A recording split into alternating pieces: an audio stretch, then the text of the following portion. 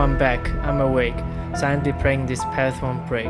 I ask myself, is this really my fate? I don't know what this feeling is. Is it ache? Feeling a war inside me, like an aftershock, a quake.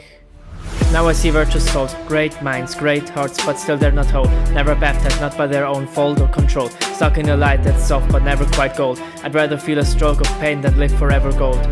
Virgil, Homer, Socrates, Plato, Aristotele, Caesar too. Grandi menti, ma nessuno è libero. That's their truth, all of them in dimmed light. Distant, aloof, cut off from God for eternity. With a longing that's endless, that's the proof.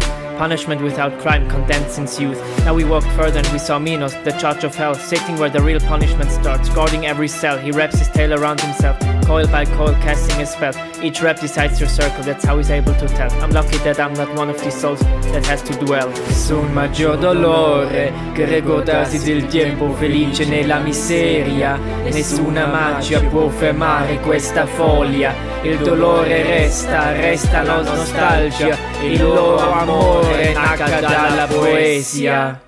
In these circles, eternal storms rage on. Souls are whirling all around, out of control, forever gone. They had no control over passion in their lifetime. Now they have no control over their bodies. An eternal, cruel rhyme. It looks like they're not in their prime. It feels like a punishment for their crimes.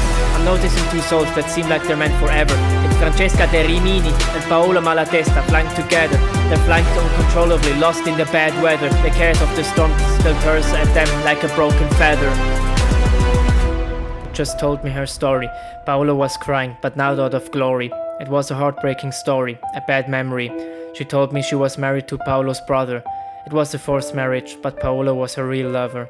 Paolo didn't say anything the whole time, just crying. She told me their story started with a book they were reading. They've read the book of Lancelot and Guinevere. The story was so beautiful, the love was vera. They felt whole with each other, Savera. As they read the part where the literal lovers were kissing, they did the same. Francesca's husband discovered the affair and it turned into a deadly flame. I was so overwhelmed by her story, I blacked out again. This isn't a game. As I awake from consciousness, we came to the circle of gluttony, guarded by the three-headed hell dog Cerberus. His aura feels like agony. Eternal foul rain pours over the souls stuck in the mud. Is this their destiny? They've never had enough in their life. Now they drown in the unpleasant. What a bad company. Walking on to the next circle, the circle of greed and waste.